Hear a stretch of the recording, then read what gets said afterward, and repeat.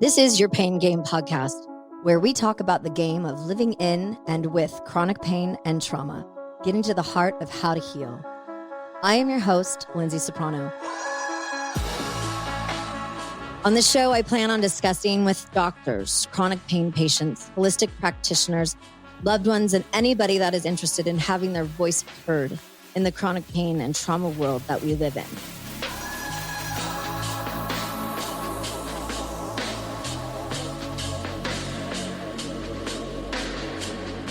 So I actually have a pretty freaking killer singing voice, if I do say so myself. I was classically trained. I was an opera major. I traveled and competed all over the place, all through junior high, high school, and college. And then I got into San Francisco State's opera program. And once I got up there, I moved there, I got into it, and I started doing my thing. I decided I did not want to be a thespian. So I stopped. I still sang in weddings and funerals, and I would go in and guest appear if there was some band that was local in LA or Orange County that needed a front girl, and I would stand in for. But that was basically it. I sing in the house, I sing in the shower, I sing to my dogs, I sing to my sweetie. But my choice was I wanted to make sure that I had a job, because the scary world of performing and having to serve tables for the rest of your life. Not that that's a bad job, because I value hospitality like nobody's business. I just knew that I didn't want to do that. So I started my marketing agency almost 24 years ago now, and I haven't looked back. But I do have those days where I really wish that I would have pursued my music career and used the voice that I was gifted with. And instead, it looks like I'm using my voice in a different way here on this show. And so now that I've given my pain purpose, right, as my listeners know at this point, being here with you every day, all day, every week, whether you're listening to my show or not, I'm with you because I'm working on it. And the way that CRPS has changed the trajectory of my life is a daily resilience test, to say the least. Yesterday, in fact, I felt like every bone in my body had been crushed, and I was just laying on the couch, completely unable to function or form sentences. So I'm glad that recording is today instead of yesterday. So anyways, life tends to throw us massive obstacles, doesn't it? And my guest today is no stranger to also belting out some tunes or to CRPS either. So without further ado, I'd like to introduce you to my guest today, Annie Vander. Hey, girlie. Hey, how are you? So happy to see you. She pops up and she's got the most beautiful smile, and she's just such a little rock star. And you guys are going to enjoy her, and her voice is so sweet. But Annie is now a country singer, but she wasn't always one. She used to own a pet vet practice that she was working with, and then she had something happen to her. She had a terrible accident, and she's going to talk about that briefly, and we're going to talk about CRPS. So are you ready to rock and roll here? I'm ready to rock and roll. Okay, sounds good. So I'd like to start by talking about your diagnosis with CRPS and your experience with that, how it happened.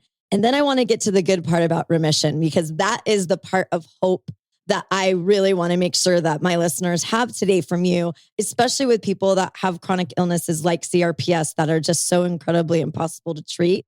Always nice to hear a story of remission, even though I'm a little jealous over here. Well, I'm going to send those remission vibes to you. Please do. Yes. So diagnosis, oh my gosh, that was a relief and terrifying all at the same time. Basically, where to start with it is I fell, which shattered my wrist, and my hand was completely sideways, blah, blah, blah. And the killer part is I was supposed to go on this beautiful Southern Caribbean cruise. My keys, we were dropping a key off at the neighbor's house, bags at the door, Uber's on the way to get us, 60 below in Chicago, and boom, down I go. So, and I thought that was going to be the worst of it. Like, we're just going to miss out on this cruise. But no, I was healing fine, basically. I ended up needing a plate and screws and all the things. I had to rebuild everything. And I started PT or OT, actually, at the time, occupational therapy. And I was doing well for a few weeks until all of a sudden things started regressing. And I woke up one Friday night and I told my husband, I woke up like just blood curdling scream. Doctor re-x-rayed my arm. And I really didn't realize at the time how much I was regressing in therapy. And the therapist kept saying, she's like, you're doing good. She knew I was doing the exercises. I'm doing everything I'm supposed to do. And she was baffled. So when they re-x-rayed my arm, when I went back, they said, everything looks fine. And I actually ended up with a really fast diagnosis compared to most people. Yeah. So I'm very thankful I had an orthopedic surgeon who was familiar with what it was. So I went back to the occupational therapist and, she sees my arm again and it's again worse. And then she's like, you need to go back to the ortho. I go, don't worry, girl, I already did that, So Yeah. I told her, I said, yeah, the doctor said I have this thing called reflex sympathetic dystrophy or CRPS. She goes, whatever you do, don't Google it. And I'm like, yeah. Well, amen, sister. But I already. And what do we all do? Yeah. Well, I had already, because I want to, if memory serves me right, it would have been a Monday that I would have went, because I remember it was Friday with the incident with the dog. So if I had PT, it would have had to be a weekday. So my guess is I waited till Monday, went back to the orthopedic guy, and then went straight to therapy. And I Googled it and didn't really have time for it to process. I was like, okay, so I've got this. I guess I'll have to look at this later. And it didn't sink in. And then she said that, and she looked straight at me and she said, you can't come here for therapy anymore. She goes, because no one here knows how to treat this. She goes, but please don't tell anybody here because I could lose my job. And at this point, the broken wrist, the pain was traveling up my arm, and my shoulder starts to lock up. And I don't want to say it's a blessing that, because it's not a blessing that you have this at all, but it's rare to talk to someone who actually, which I'm sure knows what CRPS is. I do. I have it full body. So. Yeah, you get it. And that sucks. But yeah, she's like, so the orthopedic actually wrote an order then for therapy. Okay, we're going to do therapy on your shoulder now too. And, including my arm, wrist, whatever. And I did one day there. One extra day. And then when I saw the girl for my shoulder, I looked at her, she was doing the exercises with me. And she's like, or I said, have you ever seen anyone reach remission with CRPS? She goes, we've never even seen anyone here with this. So I don't know. And in that moment, I knew I got to get the hell out of here.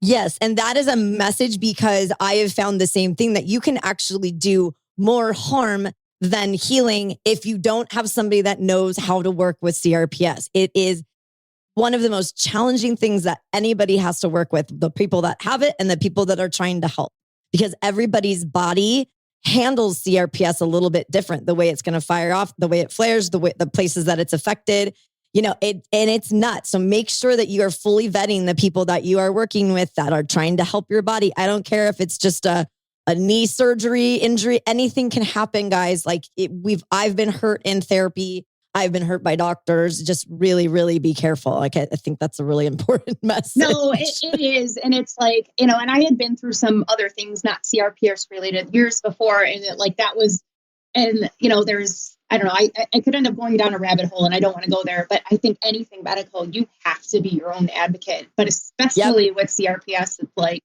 because things are just like you said, exactly like you said, you just don't know what is going to set something off.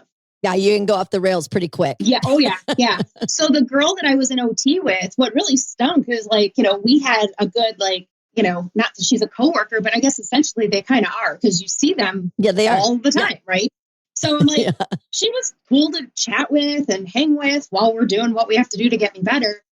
So I'm like, well, this stinks, but she said she did some continuing education with somebody who literally traveled the world and taught people how to treat CRPS.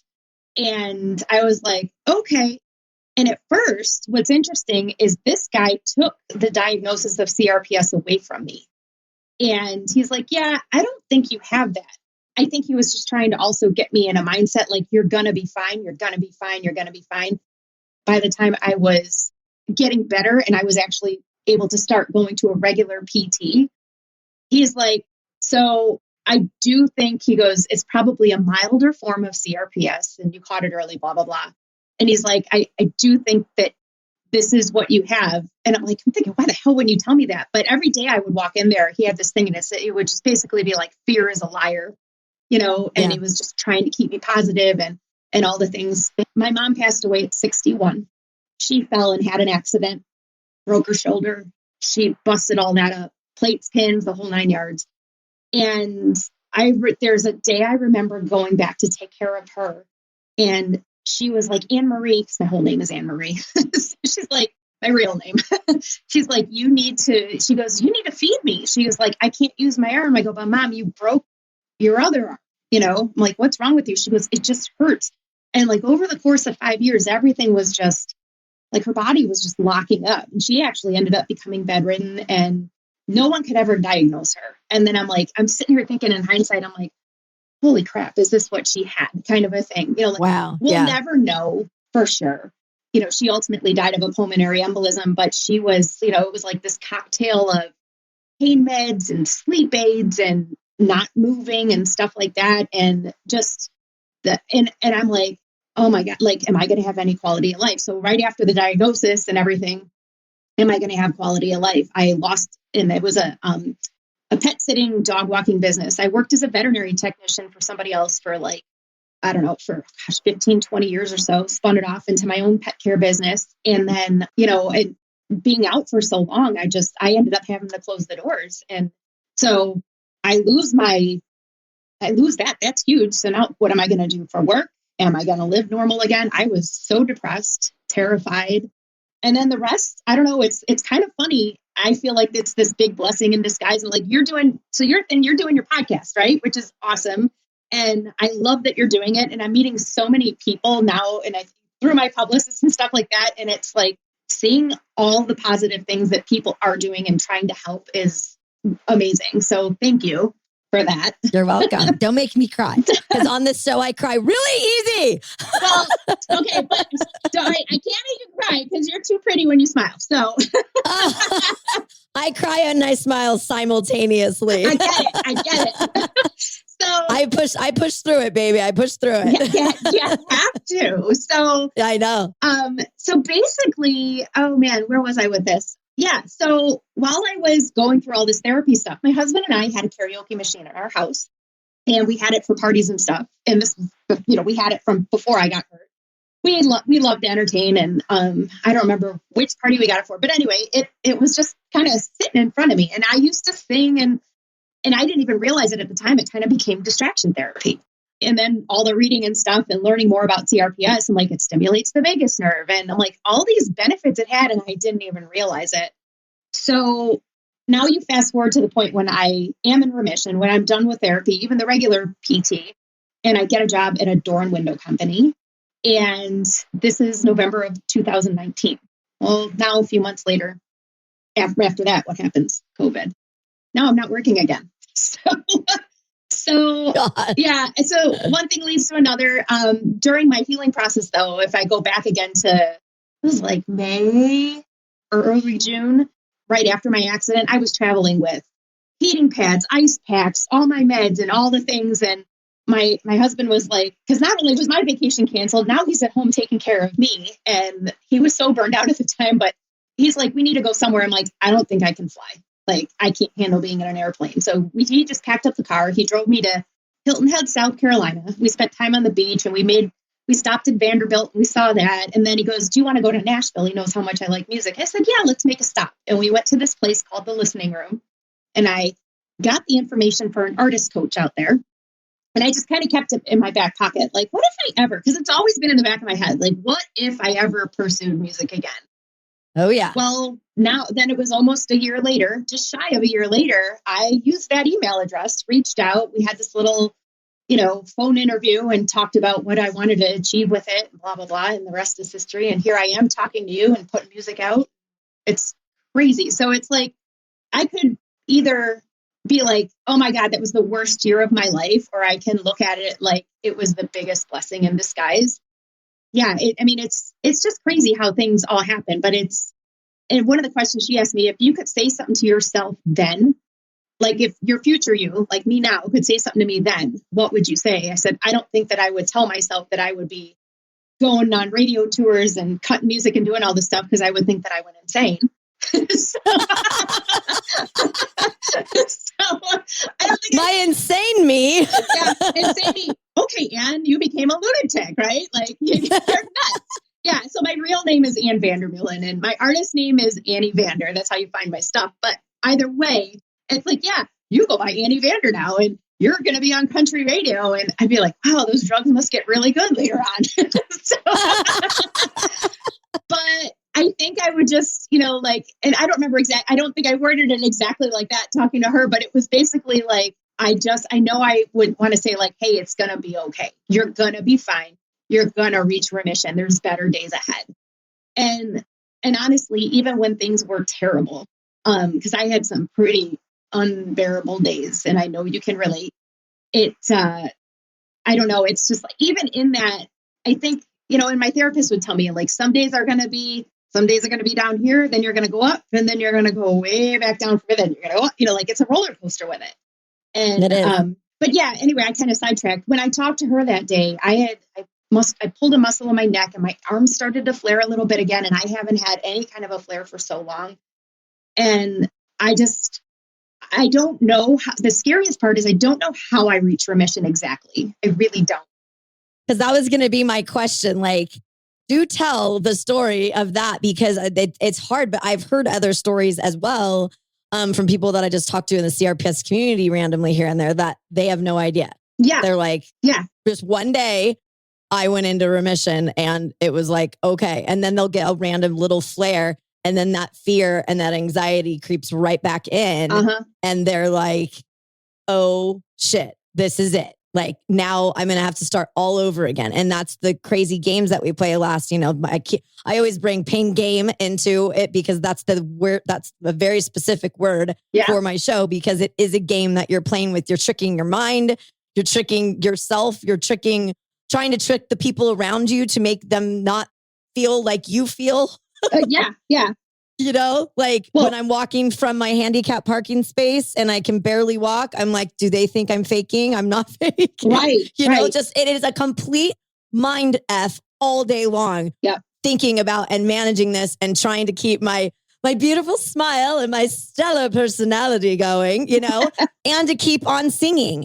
Because there's a lot to sitting down at the piano and singing that I've kind of started to stir away from. And we brought up a really good point about how good singing is for you and the vagus nerve stimulation, all of these things. It's just like, I totally forgot about all of the positive things about singing, as well as just, being glorious. Yeah. And you don't even, and that's the thing, like distraction therapy in itself is huge, because like you could just sit and be like, oh my God, this hurts. Right. And then it puts your mind and your brain in this, we're already in a pain loop anyway, when you have CRPS. So if you sit there and just focus on like, just do something else. Even it's like in the back of your mind, it hurts. Well, it's not in the back of your mind when you're in a flare at all. But it's no, and I'm in a constant flare. I don't have flares. I'm just flared. I don't sucks. Yeah, that does suck. That sucks. Beyond. But here you are laughing and giggling and, but you're putting your energy in a good place, so you could choose to be, just mope around and give up, or you can just keep pushing on. But I feel like you also have to allow yourself, like when you're just tired and you're done, like there's got to be a balance. And I think what's different for me now is that I am way more aware of my limits. Like when I'm overstressed with something, or, whatever it is, whether it's mental, physical, whatever, it's like, if I don't take care of me, my body's going to be like, F you, it's going to be done. Exactly. But I don't know. It's like part of me, like, I know people tell people to do that all the time. I'm like, there's so many people, they're running this fast-paced hustle in life. Why can't my body handle it? And I almost feel bad for that. But then at the same time, I'm like, or was I just doing so much? And that's my body's way of like, no, we're not doing this. So I don't think anyone should feel guilty about having to take care of themselves that way. Those are all very valid points, especially the part about, the self-care, because, and it's something that we talk about. I am terrible at it. I'm better than I used to be. I have really, really good months where I'm like, wow, Lyndsay, you are just rocking it in self-care. And then I crash and burn, because they'll be like, I'll have pushed myself so hard because I'm feeling so much better. And then I push myself so hard that I crash and burn. And then I go straight back into, I can't do the things that I wanted to do and that I've been working towards doing. And then you get sad, and then you get frustrated, and then you get angry, and then you get depressed, and then you have anxiety about it. And it's just that loop. And I was telling my sweetie this morning, I'm like, I cannot get my feet specifically out of this particular loop I'm in right now. Yeah. It's like intense. I'm like, I take pictures of my feet all the time, which if my 20-year-old self could hear me saying those words, she'd think she's crazy too. My phone is filled with pictures of dogs, pictures of my sweetie sleeping. Aww. And which is not creepy. We call him sleepers because he sleeps everywhere. Oh. And so we've got sleeper pictures, dog pictures, and feet pictures. That's it. Oh, that's funny. Well, I can meet with you on the dog thing there because I think I've got, I don't know how many, literally thousands and thousands of pictures. Thousands. I had to buy more storage on my phone because they were like, yep, sorry. Yeah. Cloud's like, we're full. But yeah, no, the self-care is very important. And I know that it's easy to throw that phrase out, but it's so hard to actually focus on you, especially when you're a people pleaser. And which is me all day. And I know that I am. But like yesterday, for example, I did part of my CRPS is I've got like my bones really, really hurt. So it always feels like I'm just a skeleton anyway, but I feel like somebody like runs a bulldozer over me or like drop bowling balls on my feet. And I just feel like I'm always buzzing with this weird heat and like tingly, and it's not good tingle. Yeah. And I feel like I have little worms, hot lava worms running through the veins of my legs and my feet all day and night. And it's just gotten to the point where it's like, I don't know how I show up. But you do, and you're kicking butt. But I am. I'm attempting to kick butt, that's for sure. But it's just like so many things that we take for granted, we need to stop. And when we're feeling like the world just has gotten us down and our bodies are hurting, that was me yesterday. I had to just cancel my day yesterday. Just what I had to do. And everybody's very understanding, and it is what it is. You know, I'm just like, I could not form sentences yesterday, and I could not walk. I was only in my wheelchair, and I was like, I have to eat pot and sit on the couch all day. Yeah. And that's what I did. So I'm just like, and because I took that instead of pushing my way through and getting myself even more upset stress-wise with my body and going, well, you can do it, Lyndsay. No, I couldn't yesterday. I could not participate in life yesterday. But see, and that's where like when I was doing the therapy stuff, so I used to, before the singing and before like when I was working for the vet practice and had my own business, my husband and I ran a triathlon team as well. We did all sorts of stuff and super active. And I remember him trying to get me. He's like, you know what? You should try to, like, when I was starting to feel a little bit better, he's like, why don't you try to swim? So what does my dumbass do? Yes. I get in the pool. I think I only did 4 laps. He said, I meant go across and do 1 lap. I couldn't walk for like 4 days. I don't know. Maybe it wasn't 4 days. Maybe it was 3 days, whatever. But I went to therapy whenever my next one was. It might've been a day or two after. And I remember my husband, he actually left work to come and just like, because they didn't know how they were going to get me out of there. I was passing out, like literally losing consciousness because the pain was so bad. And, but I'm like, in my head, I'm like, why shouldn't I be able to do this? You know, like, I'm like, that was nothing. And, it wasn't that long ago that I did it. He goes, your body, he's like, things are different now. And he kept saying, it's okay. It's okay that it's different. He's like, give yourself some grace, Yeah. So there are things that you take for granted, and I need to remember sometimes, or like you said, if you've talked to people in remission, it's like, I had that flare a couple months ago and it was like, or I guess only about a month and a half ago. And I'm just trying to put it out of my brain, but it's like, it is a mind game. And I think that's why, like, when I was in therapy too, he's like, you don't have this. And I'm like, okay, yeah, I don't. No, I don't, and I'm like, why, why'd you say that to me? And then I was really, I'm not going to say bummed, but I think that was his way of kind of driving home the point of like, you've got this kind of mind over matter. And so I did the pot thing too. I was, the guy was a total jokester and a friend of mine, but he's like, and you need to go home and just smoke a bowl. And I'm just like, okay, whatever. And then, so the therapist, he goes, I think he's right. I think you do. And I was like, what? He's like, no, seriously. And he's like, and that poor guy's wife was just diagnosed with cancer herself. And he's like, she's going to go, you need a medical card in Illinois at the time you did. Yeah. He's like, she's going to go get her medical card. So next week I did, I did that. And he did. So we used an app called Recognize. I don't know if you're familiar with that one. Mm-hmm. And we did mirror therapy. And I thought he was crazy with that one too. And I'm like, okay, this isn't real therapy, but that was tricking the brain into thinking like, yeah, your left hand can work, So it's all a pain game. Like it totally is, because it's it is a full-time job over here for sure. Yeah. It's the longest game I've ever played. You'll get I'm there, exhausted. Girl. Yeah. I know. I'm on almost 7 years here. And so I'm frustrated that when I first started having pain in my right big toe, when my first toe just went, yeah, we're just not going to be working correctly for you anymore. I wish I would have immediately gone somewhere like to a physical therapist, but I didn't. And then it spread to both feet pretty quickly.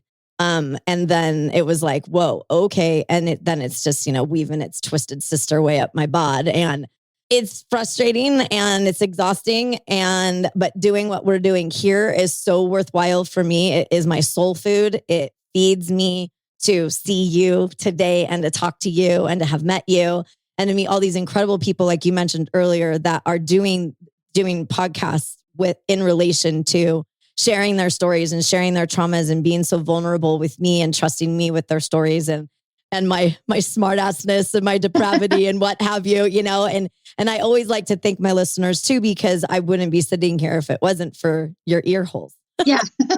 So thank you for joining me. And keep listening to her. Yes. Thank you. Yes. And that is a direct order from Annie Vander. Yeah. Thank you. That's what I meant. God, use your words, Lyndsay.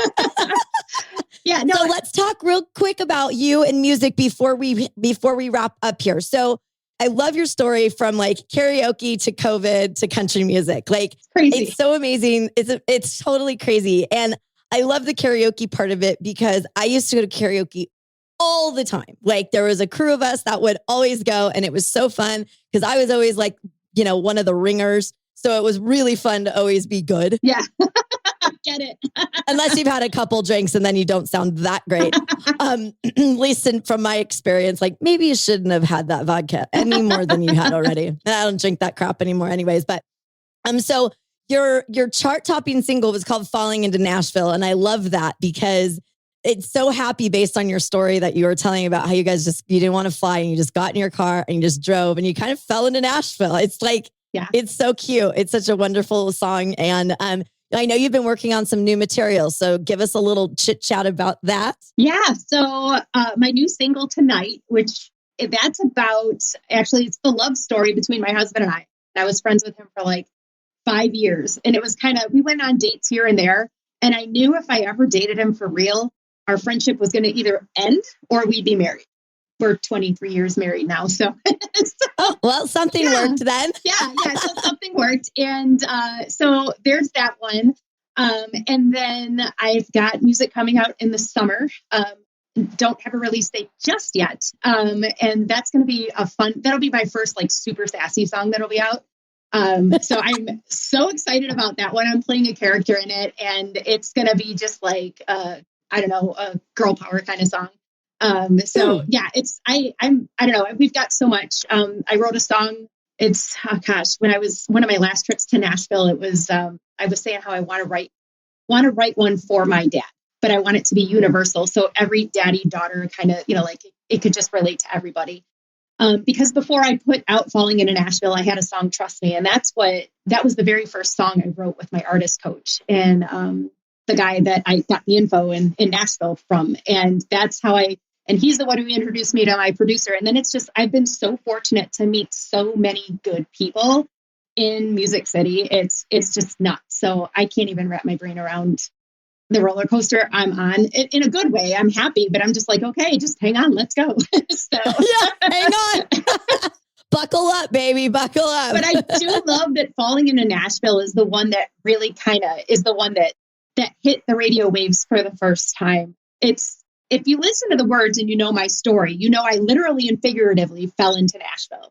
But I like to use Falling Into Nashville as a metaphor for falling into music, because there's a song for everything, whether it's sad or happy or angry or whatever it is. Oh, right? For sure. Yeah, for sure. So, and it's like, find your soul, sing it loud, won't care who's in the crowd. And it's basically like, who cares? Like I'm doing me, like you do you, I'm doing me. And then it's found my soul singing here so everyone can hear. Like, let the world hear who you are, unapologetically. So that's a song for me that's probably never, I'm not going to say it's never going to get old.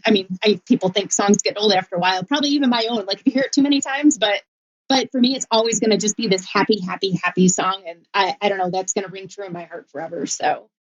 And I love that. And I love the message of do you, because it really is important. And as we get older, it's obviously easier for us. Like I always talk to my parents. I'm like, I just don't give a shit about that stuff anymore, because as we're older, we're just like, I don't care. Yeah. What are you going to do? Well, what are you going to do? Worse. So yeah, exactly. I am going to be me, and that is that. And I am definitely me on this show, and I will continue to be so. But okay, so we can find the sweetest little Annie on the planet at AnnieVandermusic.com, ANNIE, Vander, VANDER music.com. And she's on Insta as Annie_Vander. And her new single dropped a few weeks ago. So be sure to check her out and follow her on social and support her music career because it's pretty awesome. Oh, thank you, girl. You're welcome. Is there anything that you'd like to leave our listeners with before we hit the dusty trail here?